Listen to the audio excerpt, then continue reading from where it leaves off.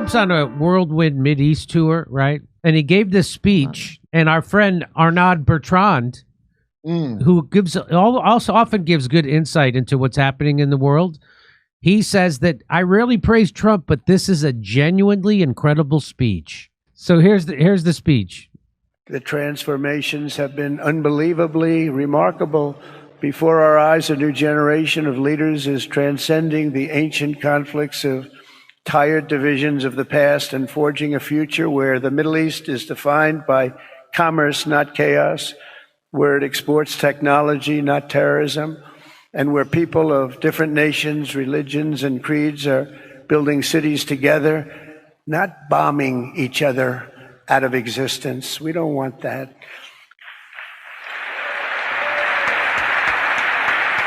Peace. He wants peace. I'm pretty sure that guy right there. I'm pretty sure that guy right there is the guy who had that Washington Reporter chopped up into little pieces. Yeah, that's MSB, MBS, MSB. Yeah. I don't know what, but that's what they're doing.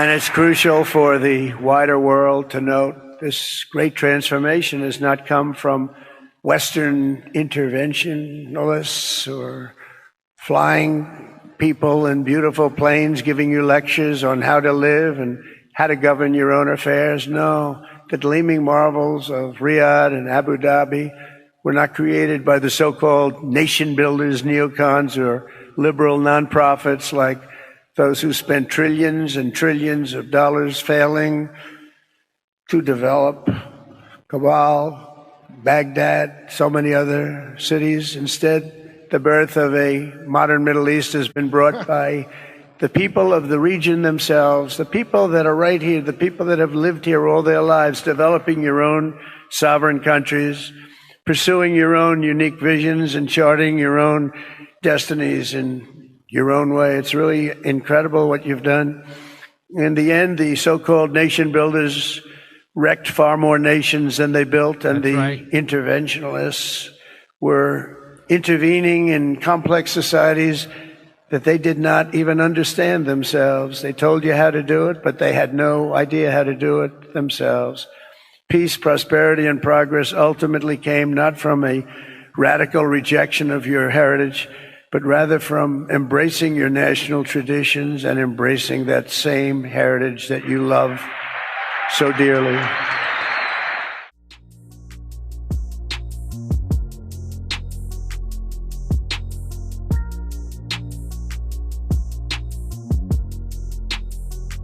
Welcome to What's Left, a weekly political discussion challenging the mainstream left. I'm Eduardo Barca, all the way from Mexico City, with co-host teacher and socialist Andy Lipson from Oakland, California. We're online at what'sleftpodcast.com. You can find that link to our site in the episode notes. You can also find my personal social media handle as @Don Eduardo Barca. Please subscribe, rate, review, turn on your notifications, and share your favorite episode wherever you found this episode. We have merch as well. If you'd like a shirt, contact us through our site at what'sleftpodcast.com. All right. And today we're joined by Michael Hoffman, socialist and community college maths professor and former ISO comrade of Andy Lipson. Welcome back. And thank you for being with us. You are contributing What's Left member of our team. Thanks for being here, Michael. My Andy, pleasure. Why don't you give us the topic of today so that we're set up? So yeah, what we're talking about today, as people might have seen in the intro, is a speech that Donald Trump gave in Riyadh on May 13th about in relationship to the United States and Saudi Arabia, economic cooperation, political cooperation. And the backdrop to that speech also was Mike Waltz getting fired, a notion that Netanyahu and Trump were on the outs together at that time, and people were saying like, well, maybe Trump is really sticking it to Israel. And this speech fit right into that slot for people who have, let me just say it, illusions in Trump, that think he's a peace candidate or think he's some sort of flawed peace candidate or think that he wants to have peace, but his team around him doesn't want to have peace. Um, and I want to kind of talk about both what we make of this speech, and what we make of the response to this speech, because both of them are not good, in my opinion. But I think I want to talk about our take on what we're seeing here. I mean, I think what I took away from one of the biggest things from the very beginning was the 600 billion investment commitment. Trump announced a historic 600 billion investment package from Saudi Arabia into the U.S. economy. My notes here.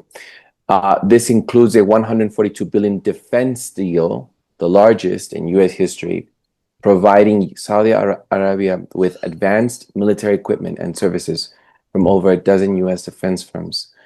I mean, Saudi Arabia and the USA have so much invested in defense deals in the past, providing military weapons. And that's what was happening in Yemen as well. The attacks on Yemen with the investment there, and that's the indirect attack on other Middle Eastern countries. And you talk about the peace, or not you here, but I'm thinking of people like I'm on this other podcast, Bantercast Live, with Jake, and so much of a certain reverence for Trump for being the peace president is not aligned with what's actually happening or manifesting on a global scale with this investment, or what's happening in Ukraine, or what's happening in Israel, and with the war on China. All these things are just more of proof of what's happening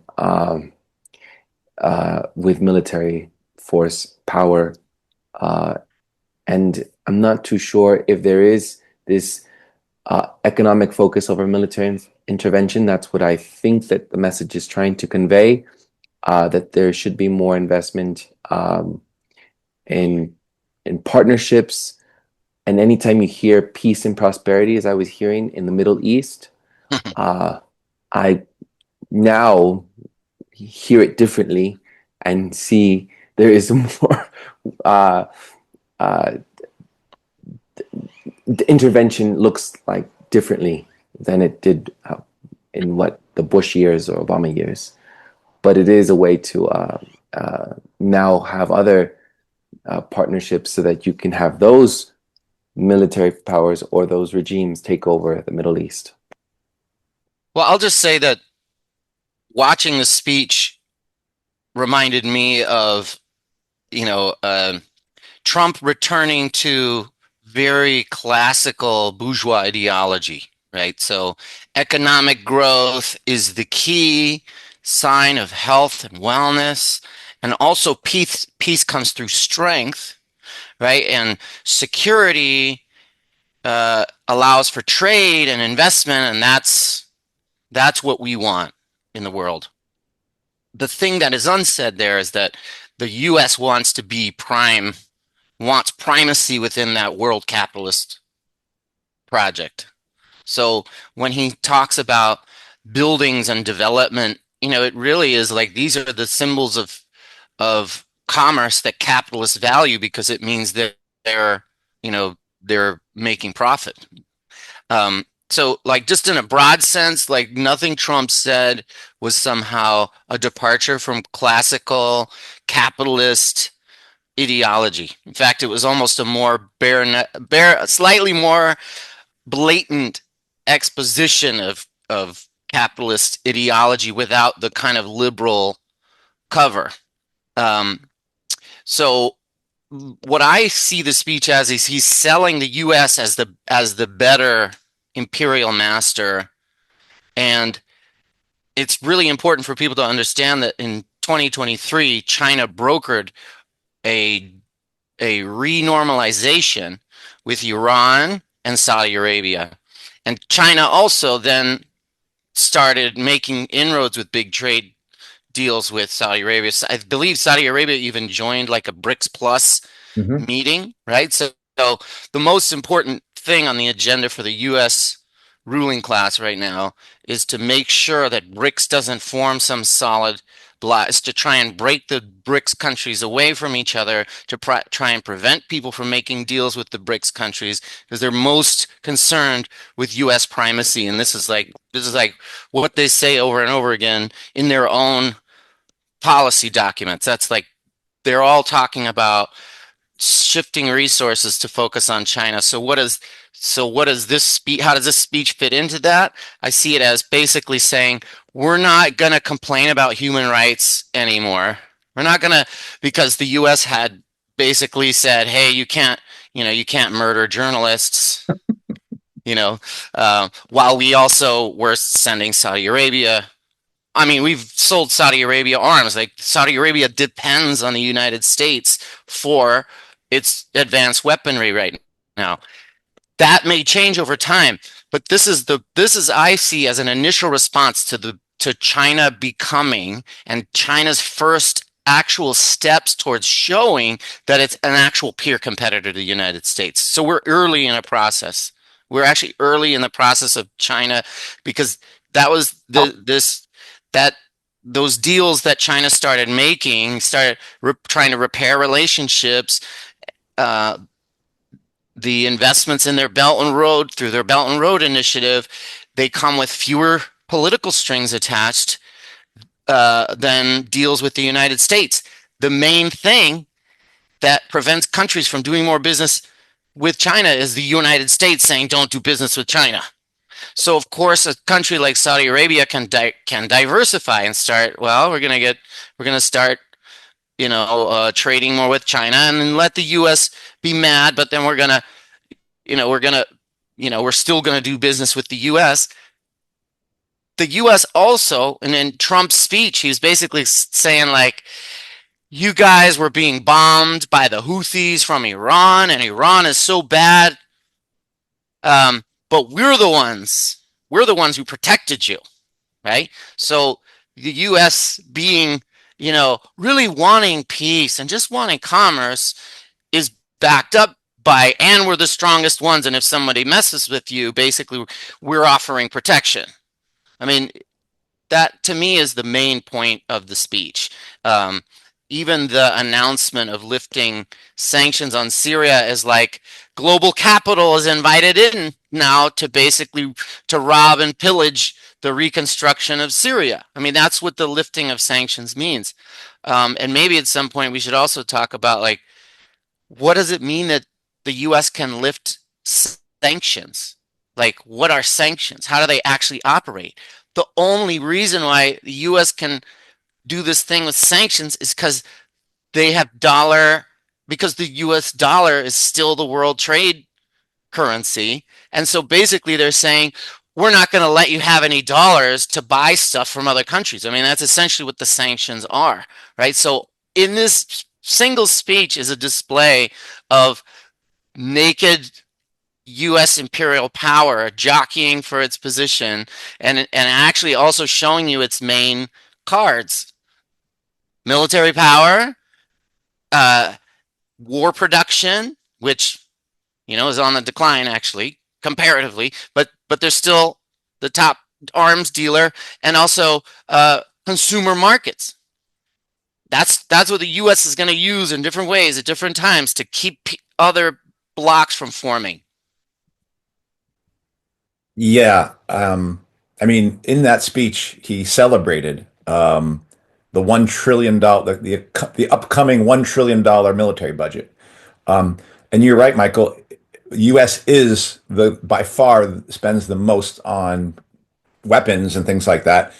Let me ask you: do we know if the U.S. is the largest arms dealer in the world? Is that still the case?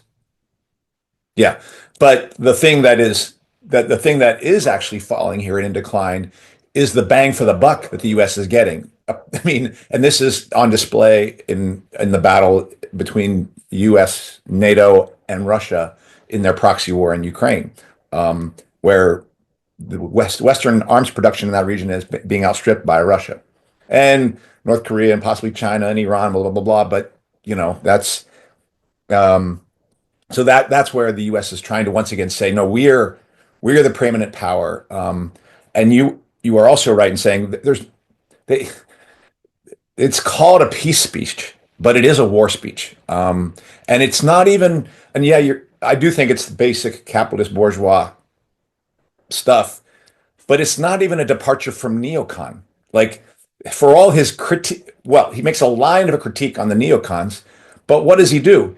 The neocon plan was Libya, Syria, Iraq, North Korea, Cuba, and was there anybody else on that axis? Oh, anybody else in the axis of evil there?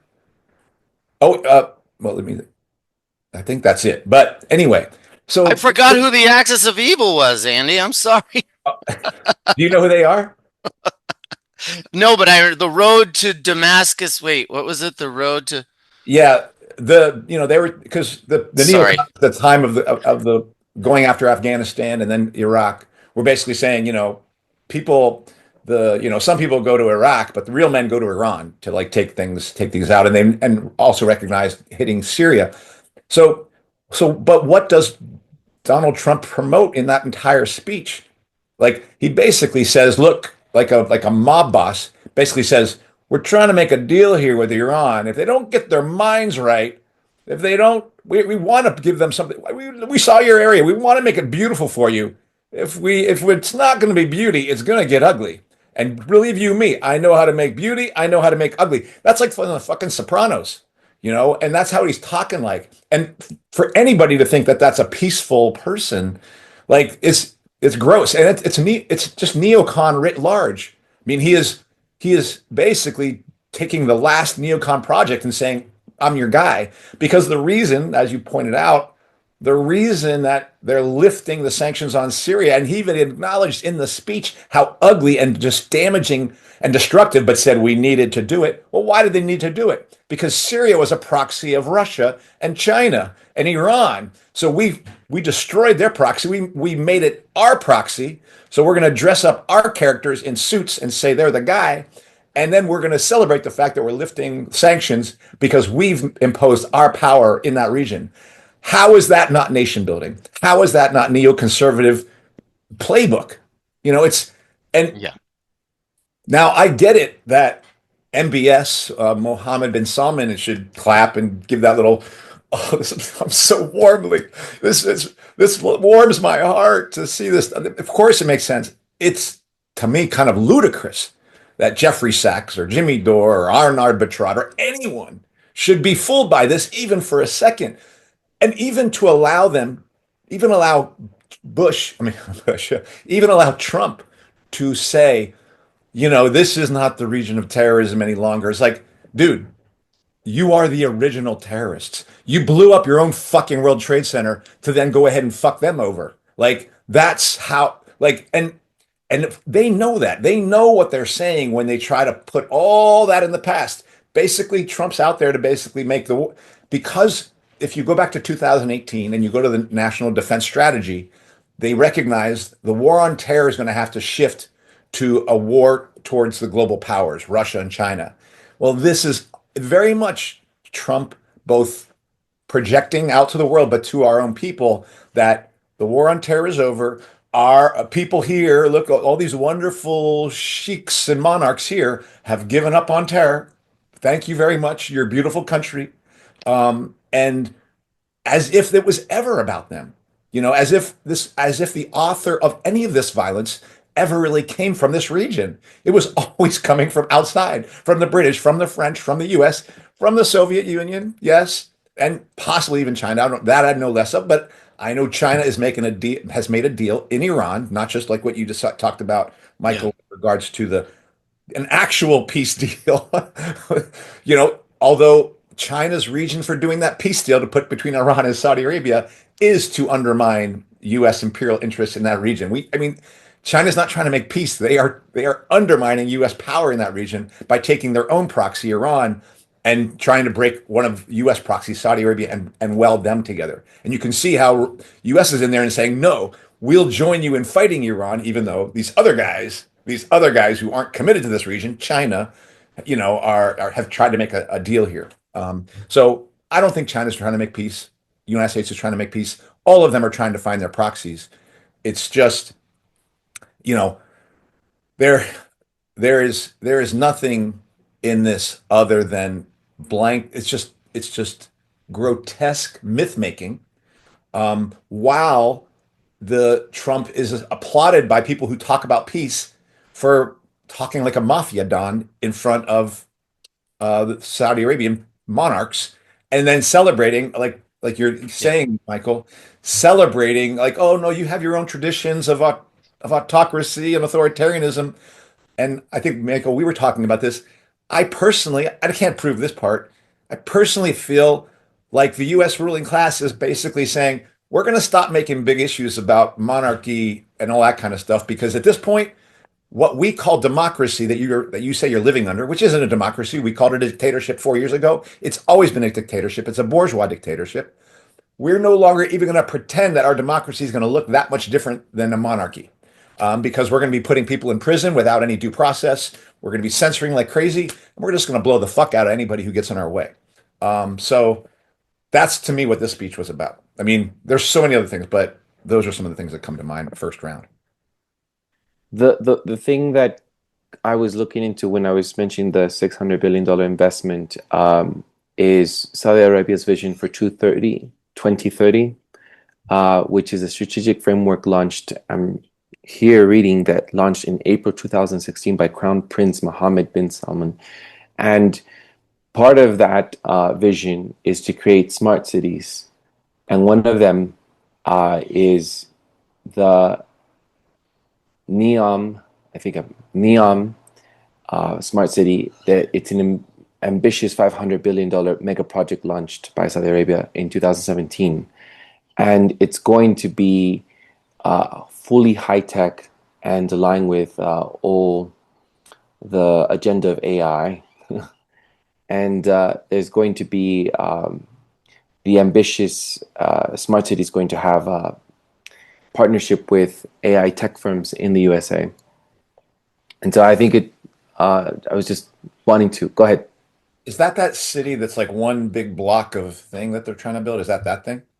Do you know what I that? don't know if it's the same one as this. What was the name again? NEOM, NEOM, the $500 billion mega project. I don't have the image of it. I'm not sure if we're talking about the same one, Andy. Yeah. Yeah. Well, anyhow, this futuristic smart city, it's going to It be. is. It's that strip. It's the Is same it? thing. Yep. Yeah. Yeah. Yep. Anyhow, there are. I was looking into it. I'm not versed in everything. I'm just trying to go over it a bit, and maybe anyone can just speak to it.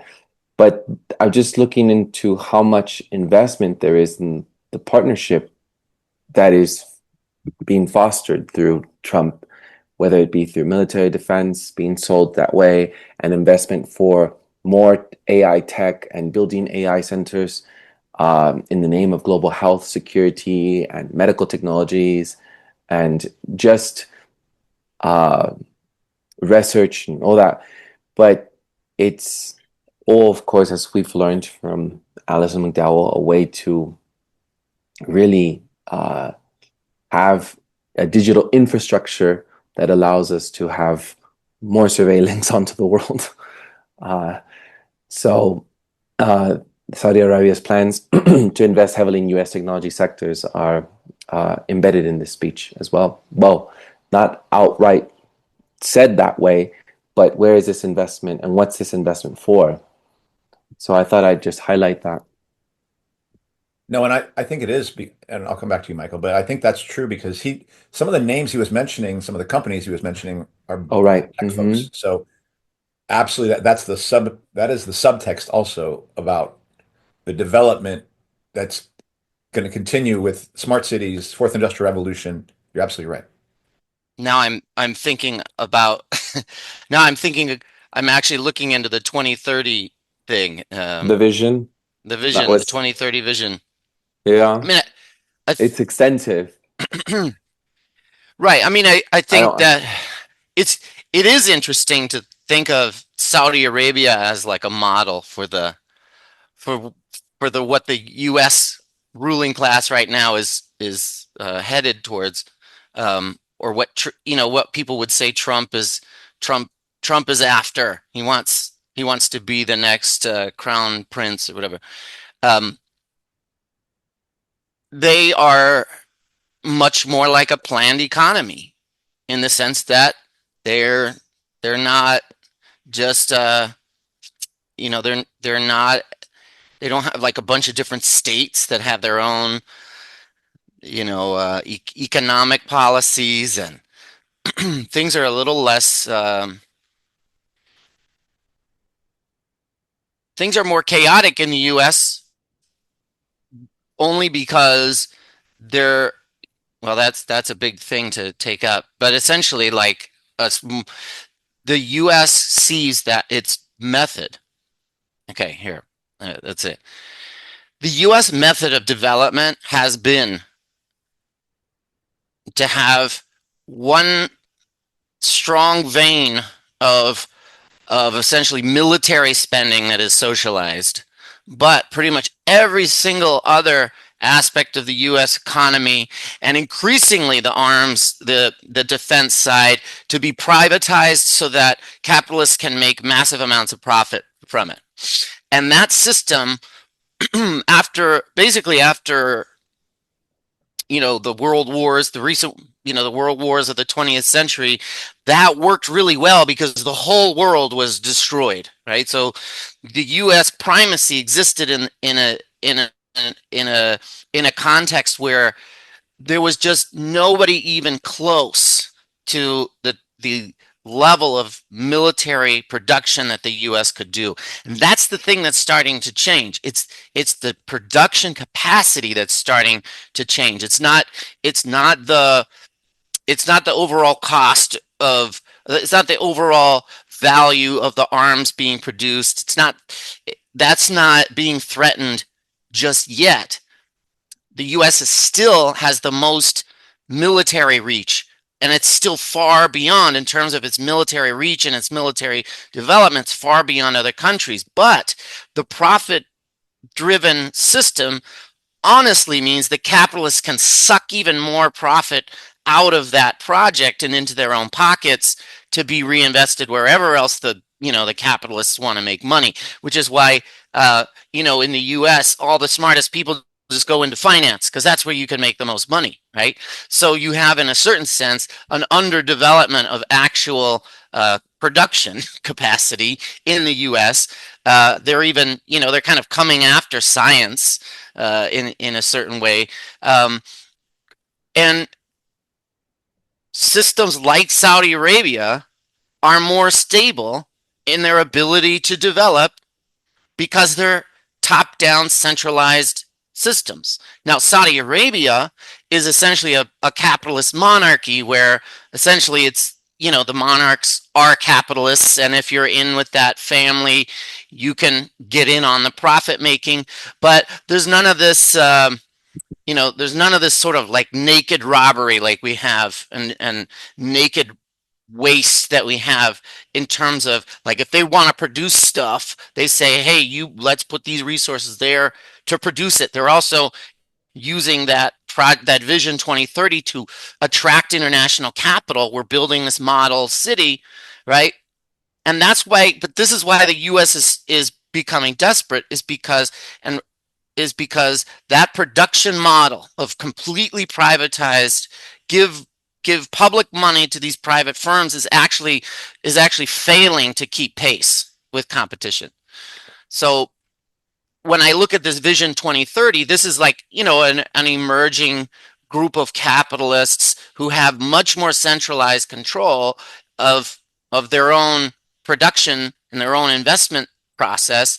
And, they're trying to become a world player like everyone else. And now they're able to play China off of the US. And in a way, I feel like this speech is a little bit of like showing the desperation. He never once mentions China.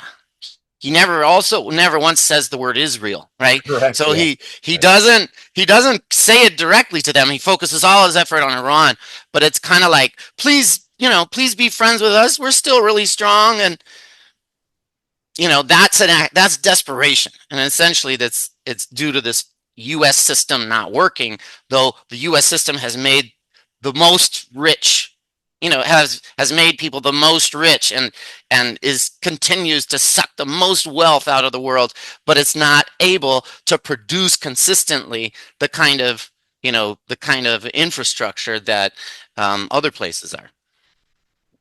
Yeah, and I think when you said they're using Saudi Arabia as a model, that really rung a bell because we've been talking about that in terms of Gaza and Palestine as well. Like the kind of there's like the positive model, if you will, the positive model and the negative model both put like you can see there's lots of models actually being promoted and pushed through in that region. In both and in terms of digital warfare on humanity in both cases, right? Like the surveillance, the AI, the drones, where's daddy, lavender program in Palestine, and then all that stuff. But you could also live in a rectangular city along a strip of desert, and you would never see the sun if you lived in certain parts. You'll just get all fluorescent light, which ironically is what you could experience in the CCOT prison in El Salvador as well. So yeah, I mean, I think that model is part of what's going on there, and I also think it's right to talk about. I mean, you and I, in terms of the ISO, Michael, might have talked about it: free market capitalism versus state capitalism. And when people talk about public-private partnerships growing, what we would call that is an emerging state capitalist model where the private enterprise and state enterprises are melded. But I want to say even more about that. When we see things moving, when we see a country like the United States moving towards a command economy, which really is not just a public-private partnership, it is where the public, the state part, really begins to say, no, you're not producing cars, you're producing tanks. We've done that before. This is nothing new for the United Right. States. We did it Yeah. and necessarily did it in the context of the approach towards World War II. We became a command economy. And I think these Right. things that we're seeing are not accidents either. They're not policy driven. They are desperation in the context of competing national powers knowing that they're going to war. Pete Hegseth, I kept talking just yesterday to the Asian members, like Japan and South Korea and I think even Australia was there. I'm not sure. I can't know about Australia, but was basically saying in in in Asia the same thing they've been saying to Europe and Ukraine, like you must raise your defense fund from 2% to 5% because you need to be ready for the war that's going there because we got to pull out and go there, meaning Asia. Now, what are they saying to those powers there? You must increase your defense production. Like their method across the globe to all their allies is you've got to increase your defense spending to be ready for what's coming, because otherwise China is going to run all over you, and instead of us running all over you. So what we're seeing this increased move towards command economies. Really, people have to understand that these aren't policies, but they're a part of what happens under capitalism when the great states prepare for war. Because this is the most efficient way of war making. You wouldn't do it if everyone in that if all the rich people and the capitalists in your country are just vying for their own profits. You cannot garner your nation together to push all in one direction. And this is the discipline that's going to be imposed by the state on certain sections of the capitalists. But we are seeing the United States have a hard time doing that. Like they are behind in that process. So there are more hijinks to come, I believe, in order to get them from where they are to where they need to get to. So I guess those are the things I'll say. What you said also made me think of fascism, like what we understand to be fascism is essentially consigning production to political ends. Consigning isn't the word. Consolidating production under political means. So that this is also this is the dynamic that we saw in the European states when they had their early 20th century crises. that led to the rise of fascism, right? So it's kind of, it's like, it's not wrong for people to talk about an encroaching fascism or like an encroaching authoritarianism. I just take issue with them saying that it has something to do with Trump, meaning like that Trump is the one bringing it in. And I guess my main beef with people who talk about this as if, that people talk about it as if like, oh, well, Trump is, this is somehow Trump's personality, or maybe Trump doesn't understand, or maybe, they call these policies Trump's policies.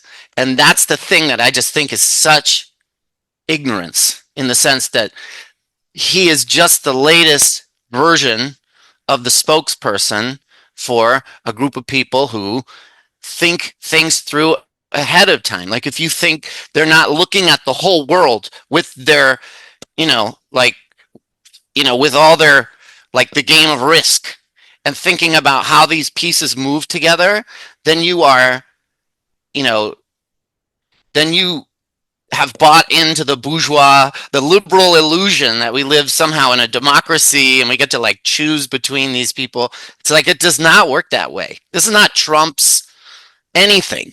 This is what capitalism does. And when it's in crisis, it has to consolidate all of its, it has to consolidate things under a more centralized command structure. And when times are booming, they can loosen up a little. And that's what's happened. Basically, the U.S. had no peer competitors after World War II until now, and now they're and that's partially why we could have. I mean, that's partially why we were able to make social gains through social movements during that time. Like, people, like, the working class was able to win some rights, and now those things have to be ruled back because the U.S. now has an actual peer competitor and is trying to centralize all of its resources to maintain its dominance. And that means internal repression. And I want to just offer one example of that. In Vietnam, the internal repression, right? This internal repression, like when they're coming after people internally, always corresponds to when the U.S. has some problem with its war efforts. I mean, it almost is like every major, social upheaval where then there was like a crackdown on activists internally corresponds to wars going badly, or an approach to war, or the need to mobilize for war. So I feel like people should understand, like, that's what's happening. This is not a Trump thing. This is like the U.S. empire has to get its shit together because now China's going to eat its lunch. And in order to get its shit together, it's going to come after anybody who's opposing that U.S. primacy, that vision of U.S. primacy. And that means internally and externally. So fascism, and I think it's important to talk about it from both ends, Michael, because I know that in your wheelhouse, you hear about people going, oh, Trump, here Right. comes Trump. In my wheelhouse, I hear about people going like, thank God we have Trump. I mean, it's not great, but thank God we have Trump because those authoritarian Democrats, like they were leading us to fascism. They were taking our rights away from us. They were censoring us, pretty much doing everything Trump is doing. And actually Trump is escalating it. And they're right. Right. They're right. So for people to believe that you can escape this thing from either wing of the bird is a complete illusion. And in fact, it's that illusion that gets that bird to fly you right into the thing. But I think for a long time, I've had problems with people telling me, oh, the fascist this on anything. Because I'm like, wait a second, capitalism is just doing this. Right. But one thing I was thinking, well, we're kind of already here with fascism. Like, I think that's not entirely true. I do agree. I'm going to say it this way: fascism is capitalism in war, and if it's going to lead to labor camps, and it leads to death labor camps, like happened with the Japanese internment or happened with the Jews internment, and is happening right now in CCOT. Although I don't think they're doing labor because they're not even allowed to see the fucking sunlight in El Salvadorian prison. Labor camps turn to death camps when the capitalist who's fighting that global war loses. I am completely convinced that if US was losing the war in World War II, there we would be bodies of Japanese inside of graves because they would have no longer been able to deal with the fact that the Japanese we have interned illegally with no due process, nothing. Those Japanese are now a drain on our war economy, and we are losing the war. So we will have our own Wannsee conference. Wannsee conference was the conference in which the the the Germans discussed the final solution. Like, how do we go from labor camps, because these labor camps aren't doing it for us, and we're losing on the Eastern Front, and it's not looking so good on the West. And so they talked about, like, well, we can't, like, it was a pretty amazing thing that there was a movie about it, or a play, I think, turned into a movie, and it was, at least initially, it really just the people reading the transcript of the Wannsee conference. But one thing was them saying, we can't waste our bullets on just shooting people. Then they talked about, how many people can you kill if you stack them up? And if you shoot, how many will you kill then? And like, that's still a waste of our bullets.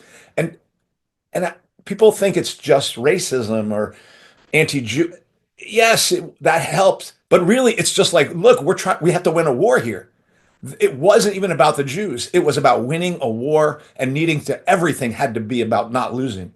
And so I have no question that piles of bodies internally would be seen in the United States. And I think what happened with the Native Americans is a proof of that, that we would have, that would have been our legacy, had we lost that war. And it's coming again. Yeah. And so people have to understand that you can't fight fascism by rolling us back to the heyday of capitalism. So when they're willing to give reforms, those days are like, that's over. You won't get there except if you get to the other side of the destruction of World War III. If there is another side of World War III, that's the only way capitalism will deliver us there. The only way you will reform your way to that grand old day when we can get back to the fact that unions can get social, can acquire some kind of give back for workers, is on the other side of World War III, when production, if there is production to be had there, when we can rebuild production out of the mass destruction that must happen as a result of World War III.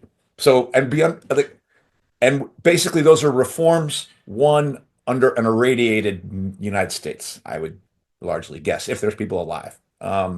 So this is why there's no possibility. There is either revolution or there's destruction. That's it.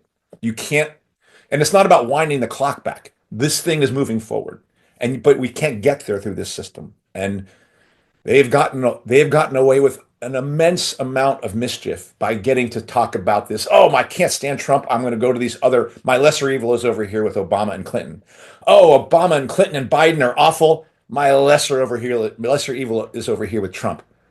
And all you're doing is spinning the wheel that moves you towards this end.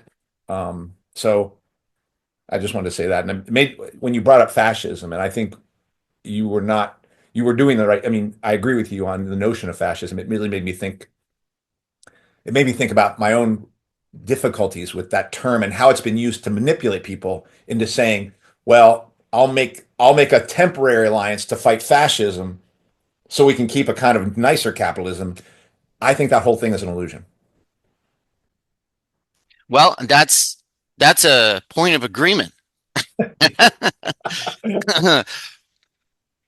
I think that's why it's important to bring it up, because even on the right, the word fascism is used to mean, something generally bad that distinguishes between the Republicans and the Democrats. Yeah. That's just a misunderstanding. Yep. That I like how you said it. Fascism is just capitalism at war. Especially when they're losing. Right. And the United States hasn't lost, but I do feel like it thinks it's losing. and I do believe that things are going to get really. I'm worried about what that means when a capitalist class like the United States. Well, that's why for me the CCOT prison in El Salvador, people are celebrating that bullshit. Just like Saudi Arabia is an object lesson, just like Palestine is an object lesson for the future, CCOT and that kind of prison and the process that gets you there is an object lesson into what the ruling class has planned for all of us. And I don't know I don't know how to say it any other way.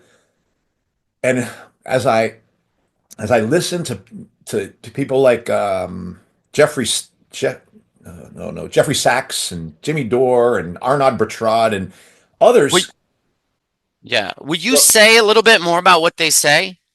Well, Sorry, I mean, I interrupted you. they're basically saying like they were like, look, Trump's got his problems, but he's trying to bring peace here. Like they're basically giving him cover for this charade that he did in Riyadh, and the notion that he might be at that time, the notion that he was maybe making a split with Israel, even, and it's like that's a fucking fantasy, and and I it it's I don't know how to make sense of how people who were able to penetrate certain myths become kind of political children suddenly and think that there's a daddy here who's trying to protect them.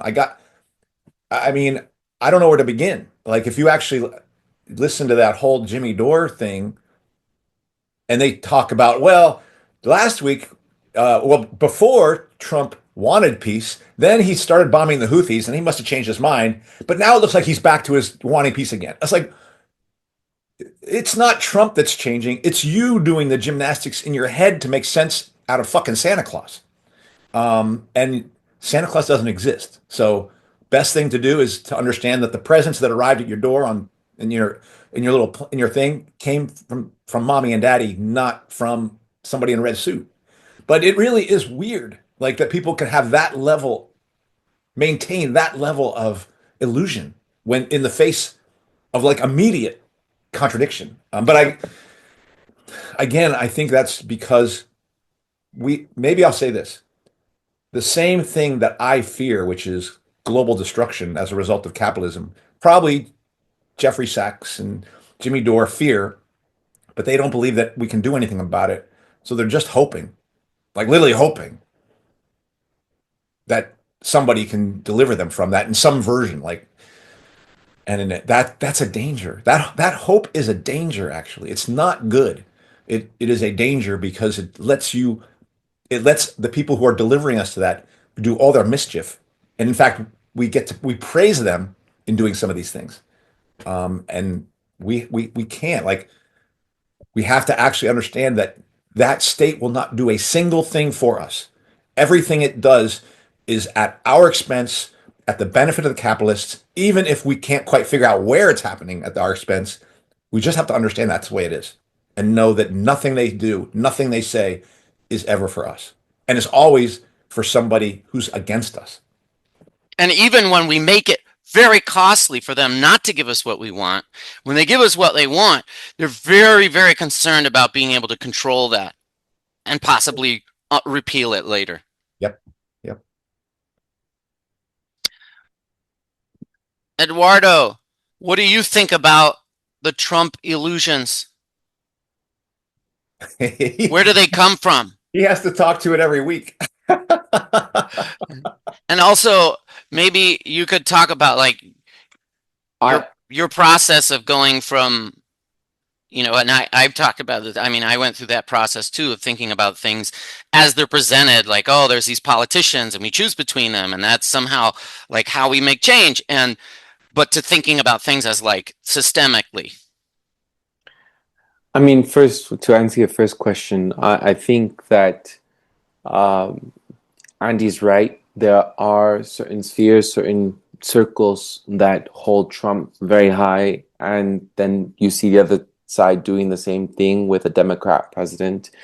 And the way that Trump is portrayed in MAGA circles is that these are great partnerships bringing peace and prosperity to the world.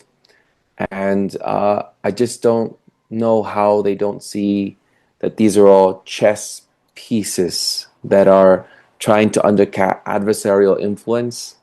And that's what the US, and that's what Trump was meant to do during that week, was to make sure he grabs all the influence in the Middle East, economically binding the region to the USA, to weaken China or Russia's competing influence there, and also providing leverage over countries like Iran and Syria by offering economic carrots. Right, these are the way that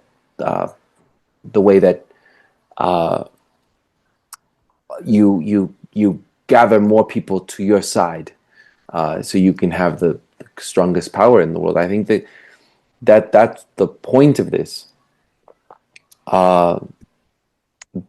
We mentioned the smart cities. I think that it's hard for maybe some people to, like, every time I talk about digital surveillance, massive surveillance, data harvesting, it's like not even on their radar, and it's just not. It's an innovative. It's AI centers are for the future. And so I don't know how to transmit that message. All of this is seen as peace and prosperity, more innovation, more technology, more future, more economic investment. This is the best thing that we can do for the USA and the world. And it's unfortunate. So I don't know how else to transmit that. And I'm seen as a lunatic every time, and a conspiracist, actually. That's what Jake's calling me, as a conspiracist. I'm suddenly a conspiracist. And I don't know how else to transmit the dangers of the direction that we're moving as a global society, allowing for governments to play with our lives, and for Trump supporters being what do you call it?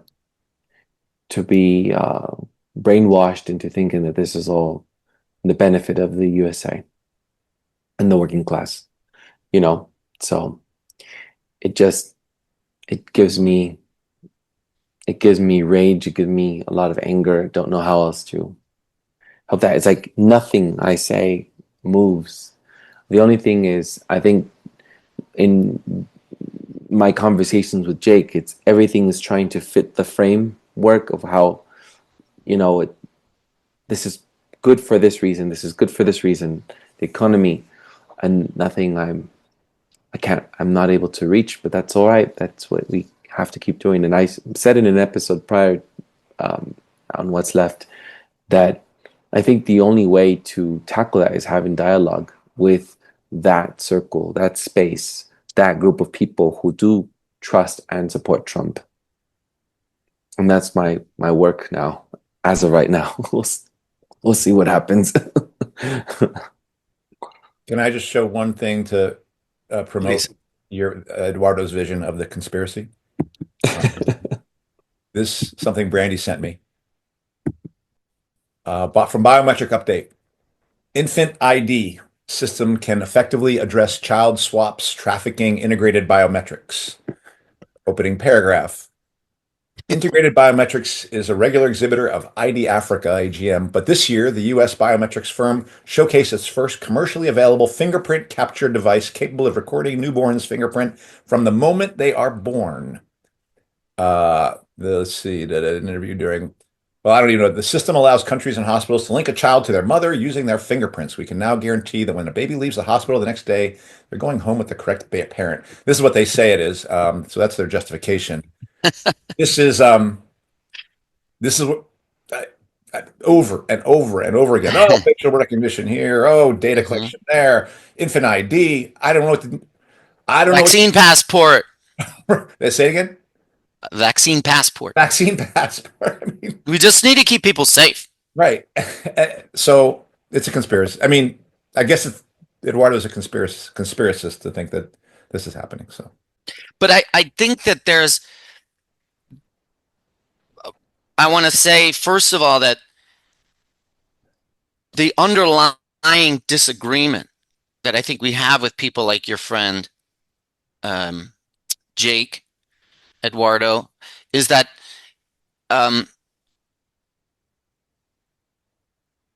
it really is there continuity between administrations? Like, to what degree? And we call it, I think, the concept of the state, right? That there's this thing called the state, and that I do think the disagreement is like, how does this thing actually function in our lives? Are there really two different competing wings? Is there really some amount of democracy in here? And I feel like the argument against that is essentially the main thing that, like, Brian Berletic is trying to get across, is looking at how they actually have complete continuity between administrations, especially when it comes to how they're competing with the rest of the world. And I also think it's also just cartoonish to think that a new administration comes in and then they're just revamping everything. When you think about, I mean, and it's partially because the actual physical empire is hidden, right, on purpose from people. We're not supposed to think about it. They don't even because they don't even disagree with it. It's barely ever a debate. And one of the things that is happening in this speech, that just happened in this speech, was that Trump is trying to say there's going to be some big departure now. That's just because of the political, the immediate political needs of trying to compete with China, I would argue, and making it seem like, oh, we're going to be nicer to you now. Barack Obama did the same thing when he was elected. He went around the world and said, we're not going to overthrow any more governments. He literally apologized for the overthrow of Mossadegh in 1953. Okay. And did Obama like suddenly reverse the policy of containing China and trying to keep Iran separate from, from trying to keep another world bloc from forming? No, absolutely not.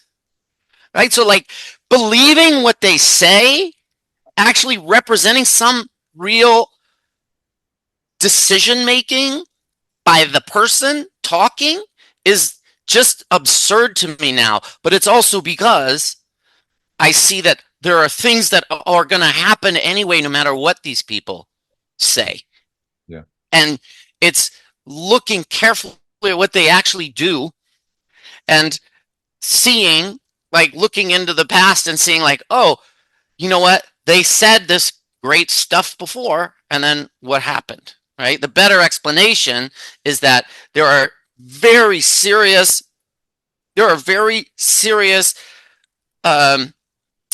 economic and political and military stakes to the decisions that the U.S. government makes for its own existence, for this group of people to continue to make profit. And they don't just leave it to a small group of people at the White House. They think it through, and they look at the world and see their pieces as interconnected things. And so it's just boggling to me that people don't see that yet. But I learned it through understanding the Iraq War. I mean, really, it was like reflecting on and seeing what was happening at that time. I feel like people should be able to see it now if you care about Gaza, right? I mean, there's different ways you can kind of start to connect those things together, but I mean, really, it's just seeing that this other stuff doesn't work, right? And maybe it is like, if you've written out the possibility of having some other kind of fundamentally different system, right? If, like, you just completely don't believe we can do anything about capitalism, then yeah, you're just left with, like, hoping there's going to be some difference between this head of the empire and that head of the empire. and you just try really hard to make a little bit of, to change the policy a little. I mean, and that's literally what reformists say. They're like, oh, we can't try and ask for too much. We're just going to work really hard to try and make this little reform to make things a little better, right? And meanwhile, we are headed right towards global destruction. Yeah. So generally, even if that accomplished any little inch or 2 inches, it's always just one false flag away from the feet and miles and yards they move once they do something. So, Eduardo, any last thoughts? No, I think this was a important speech to cover. It also gave me more to look into and what's happening for someone that continues to say America first. There's no such thing as America first under Trump's agenda. It's really about global power and trying to make these partnerships to compete with capitalistic aims. So I don't know how else people can be deceived. Yeah. We'll just keep saying what we're saying. Sorry, I did want to say one thing is that I actually think the America First part is actually the honest part. I would say it's only honest if they said American capitalists first. Right. Because what they mean is American capitalists. And they don't even actually mean America's, they mean United States capitalists first. And that's the honest part.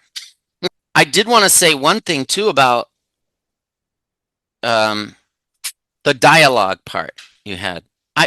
I think we definitely learn a lot, but I'm not sure.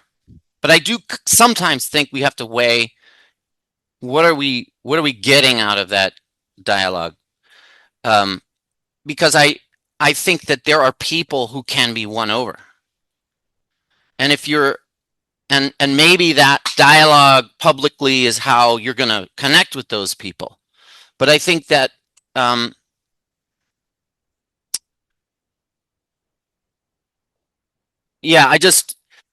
the idea that dialogue in itself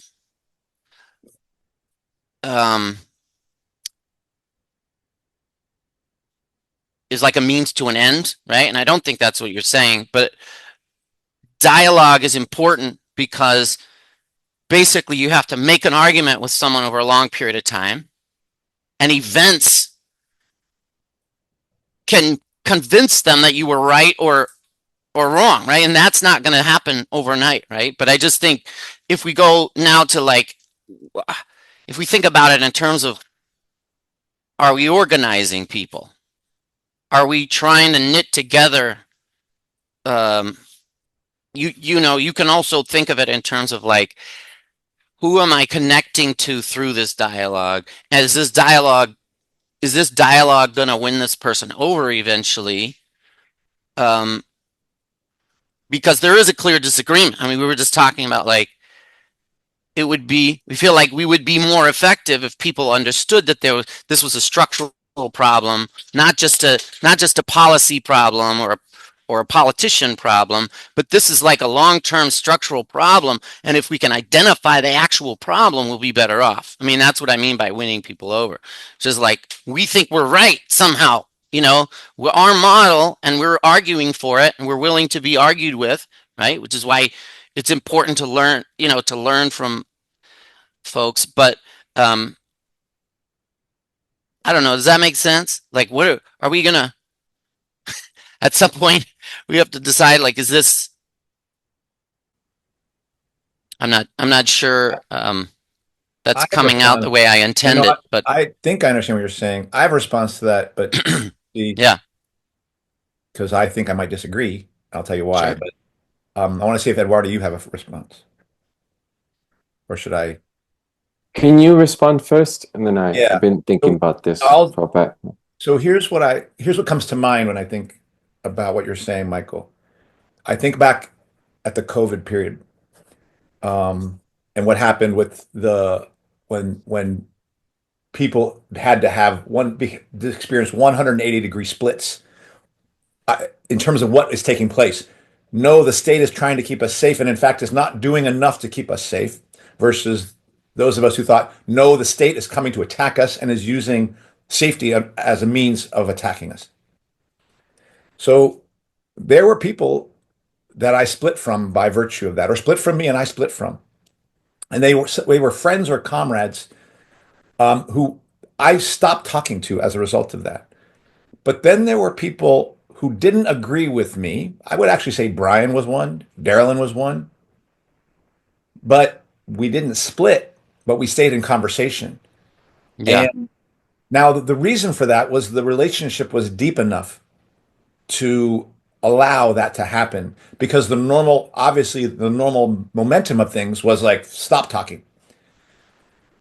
As I listen to you talk and as I reflect back on what took place, and as I see where Darylyn and Brian are today, because Darylyn doesn't believe me on the COVID narrative, but she understands more where I'm coming from and can see the fourth industrial revolution context that was being woven into that. So that she doesn't agree with me about COVID, but she ain't getting her real ID, right?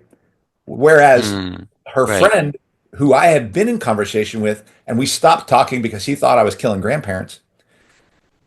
She was like, why does that guy like think the real ID is something good? He's like, and I'm like, I know why he doesn't, and I know why. It's related to us staying in conversation about this. You disagreed with some of what I'm saying. All those lost relationships were at the expense of the movement ultimately, and I don't know what to do about that, but I'd like to do it differently next time. Like I know that I kept some relationships because I was going to hold on to them because those people were dear to me. But I actually have to extend that for next round. I need to extend that model and say everyone I lose in conversation is lost to them, because they don't get to hear an alternative explanation as things move on. And that's what I was thinking about. As much as man, Jake is, woo, I think you need to hold on. And maybe there's other things, maybe other people, because they're doing a podcast together. Maybe other people might be influenced, but at the very least, this has been somebody who he knew and Eduardo knew well before. So those are the things I have. And, Eduardo, you can. I didn't mean to suggest like, is this a bad idea? I meant to raise exactly the point you started getting at. It's like, what are we doing? Right. But I think the doing, when the question, if I was to go back to say, what am I doing in 2020? The question I probably needed to ask myself more deeply is, what am I doing allowing myself to be isolated and separated from these people? I'm not saying I would have been successful, but I think if I would do it again, I would fight harder to hold on to a conversation than I did. I was like, fuck it. Right. This is too much of a pain in the ass. I'm mad. These people want me to like be injected by the state. I mistook their beliefs for the actual threat of the state that was in front of me. And that's a mistake. Like their beliefs are not the state. The state will bring its police and military to me if it needs to introduce itself. And that won't be coming from my former comrades.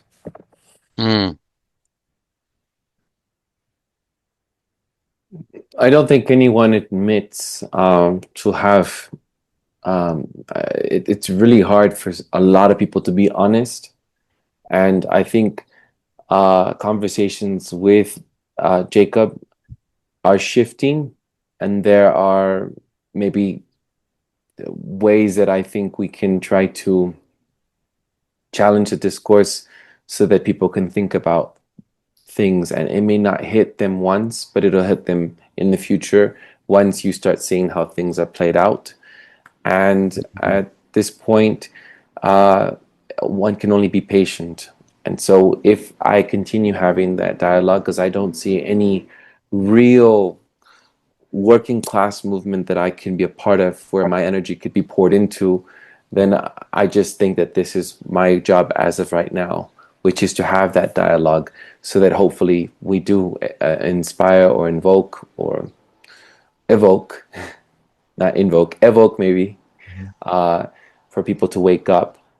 But it may not hit, the realization of who Trump is may not hit at this time because of the distaste for the Democrat Party and for the distaste of all the former politicians.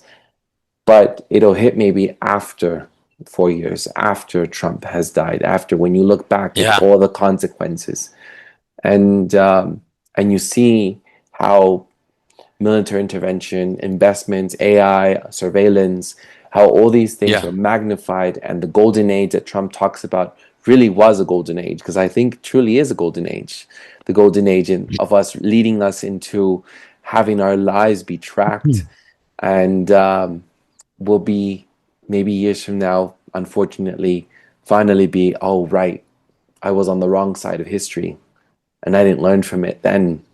And maybe then they'll speak out and say, I thought that at one point when I was a Trump supporter. So I think these revelations or these things will come in the future. Not now. I don't see my fruits being harvested at this time. And that's what I'm hoping for. So I just have nowhere else to pour my energy into. Andy and I have seen ourselves be more aligned, and I think we'll just have to unite our minds and our voice to challenge other narratives and to be a light out there somehow flickering, to bring us like a signal to have people maybe change how they're seeing the world, to put on different lenses, and we'll see what happens. And I'll just say, Eduardo might appreciate this. Like Eduardo, when that working class movement does start itself, I will get on that train as well. Well, I'm super glad I asked that question, because I realized that I think I get triggered by the word dialogue, but there's also an underlying maybe, and it's give me a replacement. Right, because there's a way in which dialogue means come and talk. You're right, so there's,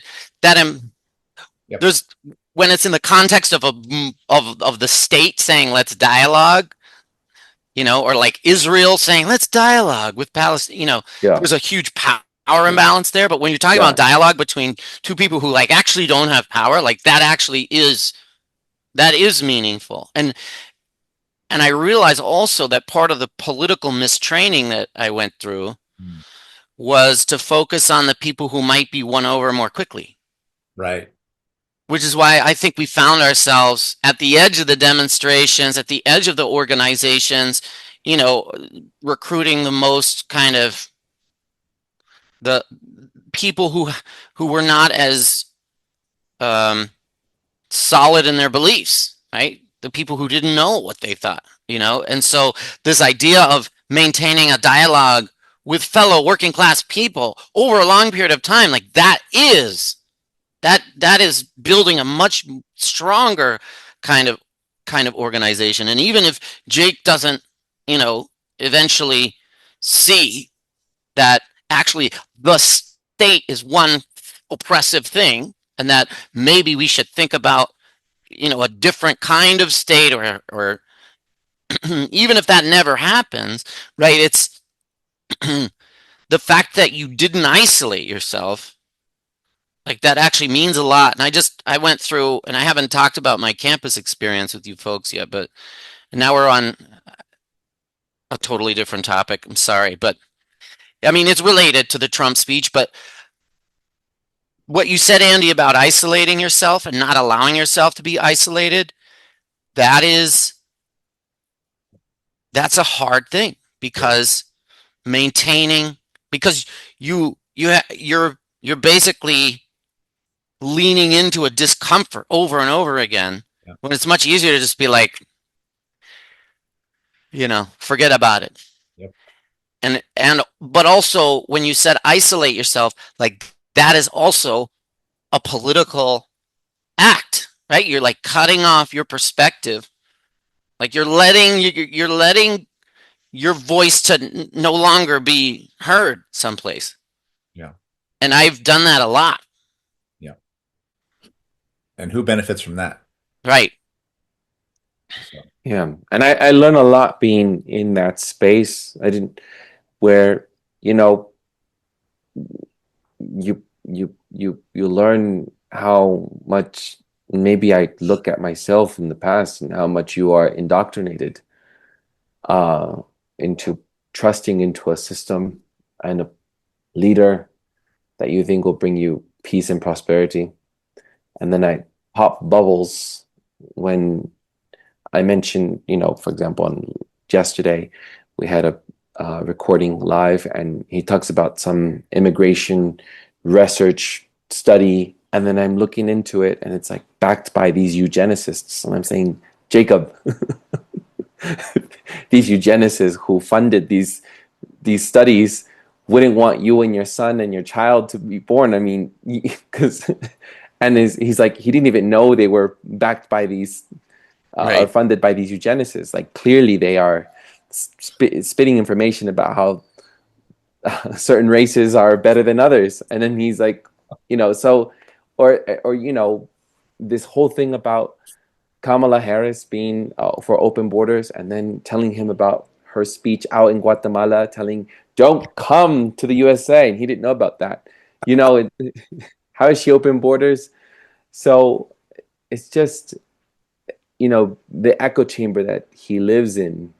And also that happens to many liberals. It happens on the Democrat side. And so it happens to leftists. Yes. Yeah.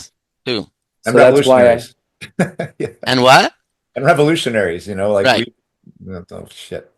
So it's important, I think, to enter those spaces, to be challenged, and to also challenge. Yeah. And it's a long-term project. These were relationships that if you don't let go of them, can be productive and powerful, because events will shift people. Yeah. Anyhow, well, that does it for this week's episode. Thank you for this topic, Andy, and thanks, Michael, for being here with us. Thank you for having me.